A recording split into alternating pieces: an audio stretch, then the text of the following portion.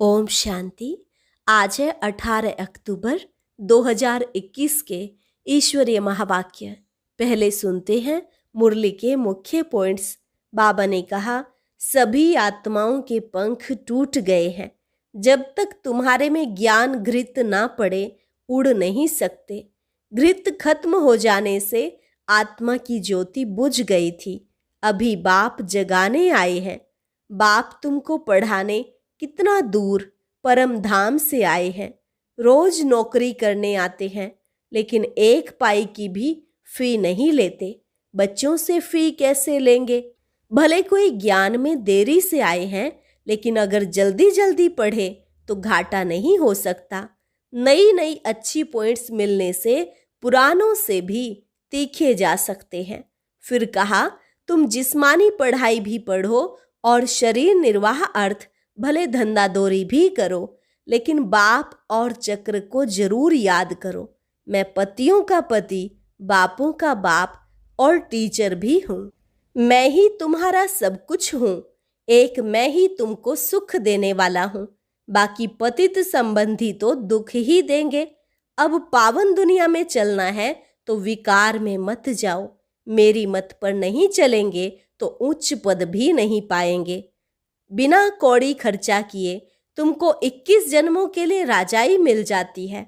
अगर 8 दानों में नहीं आ सकते हो तो 108 में आओ। कम से कम 16,108 में तो जरूर आओ। और लास्ट में बाबा ने कहा, तुम भक्ति मार्ग में ईश्वर अर्थ दान करते आए। अभी तो डायरेक्ट बाप आए हैं। भारत को स्वर्ग बनाने में जो खर्च लगता है वह तुम्हारा ही है। बंदर मुआफिक मुट्ठी बंद नहीं करनी, खोल दो। जो ब्रह्मा बाप समान बिल्कुल बेघर बनेंगे वही प्रिंस बनेंगे। और अब सुनते हैं महावाक्यों को विस्तार से। मुरली का सार। मीठे बच्चे, बाबा कितने दूर से तुम्हें पढ़ाने आते हैं। पढ़ाई की फीस भी नहीं लेते तो कितना प्यार से पढ़ना चाहिए। प्रश्न, रूहानी गवर्नमेंट ने सारी दुनिया के लिए यह फ्री स्कूल खोला है, क्यों? उत्तर, क्योंकि सभी ऑर्फन निधन के बन गए हैं। बाप ऐसे गरीब बच्चों से फीस क्या लेंगे? इस अंतिम जन्म में बाप ऐसी पढ़ाई पढ़ाते हैं जिससे तुम विश्व का मालिक बन जाते हो। जो नए नए बच्चे पढ़ने के लिए आते हैं उन्हें भी कोई घाटा नहीं होता। भल पिछाड़ी में आए हैं, लेकिन थोड़ी मेहनत कर पुरानों से भी आगे जा सकते हैं। गीत जाग सजनिया जाग। ओम शांति। मीठे मीठे रूहानी बच्चों ने गीत सुना। रूहानी बाप ने कहा, यहाँ तुम बच्चों को आत्म अभिमानी हो बैठना होता है। परम पिता परमात्मा और बच्चे अभी आकर मिले हैं। इसको कहा जाता है आत्माओं और परम पिता परमात्मा का इस सृष्टि पर मेला। यह मेला एक ही बार होता है। आधा कल्प सतयुग त्रेता में कोई बुलाते ही नहीं। तुम बच्चे सुखी रहते हो। जो सुख तुम आत्माएं अभी पा रही हो। तुम पहले सतो प्रधान थे, अभी तमो प्रधान पतित बन पड़े हो। फिर बाप पावन बनाते हैं। जब पुजारी बनते हो तो दुखी होते हो। 5 विकारों के कारण ही दुख होता है। जितना जितना सीढ़ी उतरते जाते हो उतना दुखी होते जाते हो। अभी तुम बच्चे जानते हो दुख के पहाड़ गिरने हैं। इस पुरानी दुनिया का अब विनाश होना है। तुम्हारी बुद्धि जानती है बाबा है निराकार। वह टीचर बनकर हम सालिग्रामों को पढ़ाते हैं। कहते हैं, बच्चों, हम फिर से तुमको विश्व का मालिक बनाने आया हूँ। 5000 वर्ष पहले भी तुम स्वर्ग के मालिक थे, याद है ना? संगम पर ही तुमको बनाया था। अभी फिर तुमको मनुष्य से देवता, बैकुंठ, स्वर्ग का मालिक बनाने आया हूँ। तुमको यह वर्षा दिया था, फिर तुमको 84 जन्म लेने पड़े। अभी तुम्हारे 84 जन्म पूरे हुए हैं। अभी मैं आया हूँ, फिर तुमको पहले नंबर जन्म से शुरू करना है। मैं तुम्हारा बाप तुमको पढ़ाता भी हूँ। अब बाप पढ़ाने की फ़ी बच्चों से लेगा? बच्चों से फ़ी कैसे लेंगे? 1 पाई भी फ़ी नहीं लेता हूँ। कितना दूर परमधाम से आता हूँ तुमको पढ़ाने। यह नौकरी करने रोज आता हूँ। कोई की नौकरी दूर कहाँ होती है, तो रोज आना जाना होता है ना। तुम जानते हो बाबा ज्ञान का सागर है, जो हमको सृष्टि के आदि मध्य अंत का ज्ञान देते हैं। भगवानुवाच मैं निराकार परमात्मा हूँ, न कि कृष्ण। तुम जिस कृष्ण को भगवान समझते हो वह भगवान हो न सके। वह तो पूरे 84 जन्म लेते हैं। भगवान को अपना शरीर नहीं है। जैसे तुम आत्मा हो वह भी आत्मा है, परंतु सिर्फ आत्मा कहने से तो सबके साथ मिल जाएंगे, इसलिए मुझे परमात्मा कहते हैं। ड्रामा प्लान अनुसार मुझ आत्मा का नाम शिव है। मैं हूँ निराकार। मुझे बुलाते ही हैं शिव बाबा। असुल मेरा नाम एक ही है, बाकी भिन्न भिन्न नाम रख दिए हैं। मेरा नाम कोई रुद्र है नहीं, न कृष्ण ने कोई यज्ञ रचा है। यह सब है झूठ। मैं ही आकर तुमको सच बतलाता हूँ। तुमको सच सच नर से नारायण बनाने मैं आया हूँ। मेरा घर बहुत दूर है। यहाँ आकर इस शरीर द्वारा तुमको पढ़ाता हूँ। सारा दिन इसमें बैठता नहीं हूँ, चक्र लगाता रहता हूँ। मेरी ग्लानि करने के कारण तुम बहुत दुखी महान पतित बन गए हो। ब्रह्मा को भी कोई आदि देव कहते, कोई एडम कहते, कोई महावीर कहते, तुम प्रजापिता कहते हो। तुमने मुझे आधा कल्प याद किया है, इसलिए मुझे इस पराये देश में आना पड़ा है। सब पतित दुखी हैं, ऑर्फन्स हैं, धनी धोरी है नहीं। ऑर्फन को पढ़ाने के लिए गवर्नमेंट फीस नहीं लेती है। यह तो बहुत बड़ी रूहानी गवर्नमेंट है। बेहद के बाप को कोई जानते नहीं है। कितने जप तप दान पुण्य आदि करते हैं। पूछा जाता है यह क्यों करते हो, तो कहेंगे इससे भगवान के पास पहुंच जाएंगे। कोई जप तप करने से पहुंचेगा, कोई शास्त्र पढ़ने से। बाप कहते हैं ऐसे तो है नहीं। भक्ति करते करते तो तुम और ही पतित बन गए हो। पंख टूट गए हैं, तुम उड़ नहीं सकते हो जब तक तुम्हारे में ज्ञान घृत न पड़े। घृत अथवा पेट्रोल खत्म हो जाने से ज्योत बुझ गई है, फिर मैं आकर भरता हूँ। तुम जानते हो बाबा आया हुआ है। यहाँ तुम खुशी में रहते हो। घर में जाने से तुम भूल जाते हो। तुमसे मैं इस पढ़ाई की फ़ी नहीं लेता हूँ। तुम कहेंगे यह चावल मुट्ठी देते हैं। यह चावल मुट्ठी तो तुम भक्ति मार्ग में देते आए हो, जिसका रिटर्न फिर दूसरे जन्म में मिलता है। अभी तो तुम जानते हो बाप सम्मुख बैठे हैं, फ्री पढ़ाते हैं, क्योंकि जानते हैं इन्हों के पास रखा ही क्या है, तो बाप थोड़े ही तुमसे कुछ लेंगे। उस पढ़ाई में तो कितना खर्चा करना पड़ता है, कितने इम्तिहान पास करने पड़ते हैं। मैं तो एक ही पढ़ाई पढ़ाता हूँ। स्कूल में जो आते जाते हैं उनको ऐड करता जाता हूँ। हाँ, जो लेट आते हैं उनको थोड़ी मेहनत जास्ती करनी पड़ती है। उनके बदले में फिर देरी से आने वालों को अच्छी पॉइंट्स मिलती हैं। जो जल्दी जल्दी पढ़ते उनको कुछ घाटा नहीं है। नई नई अच्छी पॉइंट्स मिलने से पुरानों से भी तीखे जाते हैं। बाप कहते हैं शुरू में जो आए वह कितने भागंती हो गए। अच्छा हुआ जो तुम देरी से आए, सो फिर तुमको गुहिये पॉइंट्स मिलती हैं। बाप कहते हैं जिस्मानी पढ़ाई भी पढ़ो, शरीर निर्वाह अर्थ धंधा धोरी भल करो, सिर्फ मुझे याद करो और चक्र को याद करो। यह भूलना नहीं चाहिए। यह तो समझते हो ना कि अब हमारे 84 जन्मों का अंत है। बाप समझाते हैं मुझे याद करो तो तुम तमो प्रधान से सतो प्रधान बन जाएंगे। याद तो तुम बाप को भी करते हो, पति को भी करते हो। अब मैं तुम्हारा पतियों का पति, बापों का बाप हूँ, टीचर भी हूँ। मैं तुम्हारा सब कुछ हूँ, सुख देने वाला हूँ। वह पतित संबंधी आदि तो तुमको दुख ही देंगे। सतयुग में कोई किसको दुख नहीं देते। अब मैं आया हूँ सतयुग का राज्य भाग्य देने। तुम जानते हो इस संगम पर ही बाप से हम वर्षा लेते हैं। अब जितना तुम पढ़ेंगे, पढ़ाई भी बहुत सहज है। यह है ही सहज ज्ञान, सहज याद। मौत भी सामने खड़ा है। मैं आया हूँ तुम सब को ले जाने। इसलिए मुझे कालों का काल भी कहते हैं। यह भी कहते हैं कि इनको काल खा गया। काल शरीर को खाता है, आत्मा को तो खा न सके। आत्मा तो एक शरीर छोड़ दूसरा जाकर लेती है, पार्ट बजाती है। अभी तुम जानते हो एक ही धक से यह सब खलास हो जाएगा। मौत ऐसा होना है जो कोई किसके लिए रोएगा नहीं, सभी को वापिस जाना ही है। रोते तब हैं जबकि पुनर्जन्म फिर दुख की दुनिया में ही लेते हैं।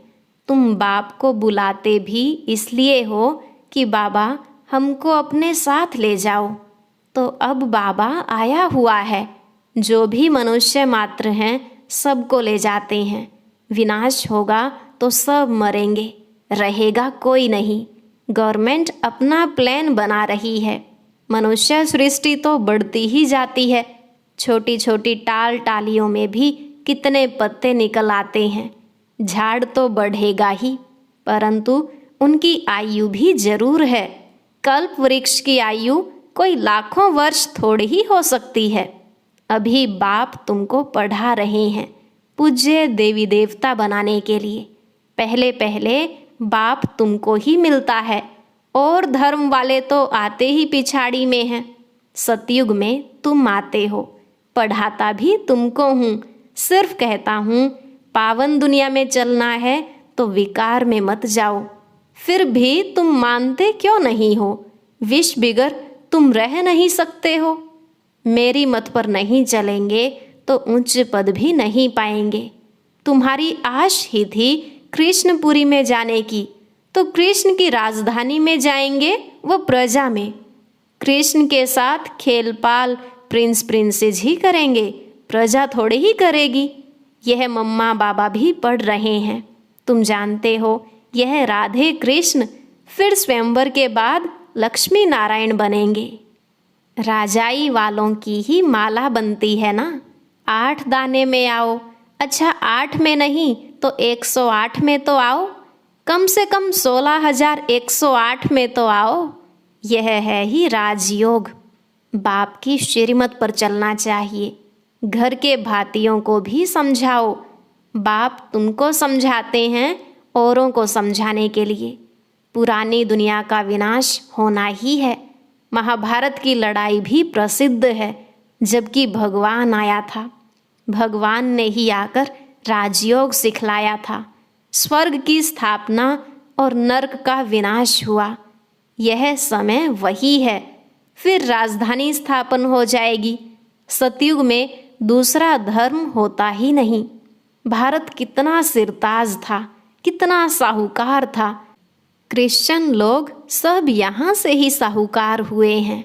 सोमनाथ के मंदिर से भी कितना माल ले गए ऊंट भरकर। यह तो एक मंदिर की बात है, भारत में बहुत मंदिर थे। बाप सारे झाड़ का राज समझाते हैं। मैं बीज ऊपर में हूँ, यह उल्टा झाड़ है ना। नॉलेजफुल मैं हूँ। तुम मुझे पुकारते ही हो पतित पावन आओ, फिर भी कह देते नाम रूप से न्यारा है। रावण ने सबको एकदम बेसमझ बना दिया है। अब तुमको स्मृति आई है हमारा बाप कौन है, यह चक्र कैसे फिरता है। सबकी समझ तो एक नहीं होती। एक की समझ न मिले दूसरे से, एक के फीचर्स न मिले दूसरे से। तो अब तुम बच्चों को बाप का बनना चाहिए ना। वह बाप भी है, टीचर भी, तो सतगुरु भी। तुम जानते हो यह फी कुछ लेते नहीं हैं। बिगर कोड़ी खर्चा तुमको 21 जन्मों के लिए राजाई मिल जाती है। तुम भक्ति मार्ग में ईश्वर अर्थ कुछ देते थे तो दूसरे जन्म में तुमको मिलता था। अभी तो मैं डायरेक्ट आकर भारत को स्वर्ग बनाता हूँ। इसमें जो कुछ खर्चा लगता है वह बच्चों का ही लगता है। बच्चों को ही कहेंगे खर्चा करना है। इस एक ब्रह्मा को अच्छी तरह पकड़ा खर्चा करने के लिए। इनमें प्रवेश कर इनसे सब कुछ कराया। यह तो झट स्वाहा हो गया। सब कुछ जो इनके पास था सब दे दिया। बाबा बोले बैगर बन जाओ तो फिर ऐसा प्रिंस बनाऊंगा। साक्षात्कार करा दिया। ख्याल आया अब यह क्या करेंगे, विनाश होना ही है। बाबा ने कहा बंदर मुआफिक मुट्ठी बंद नहीं करो, खोल दो। झट खोल दी, नहीं तो इतने बच्चों का खर्चा कैसे चलता।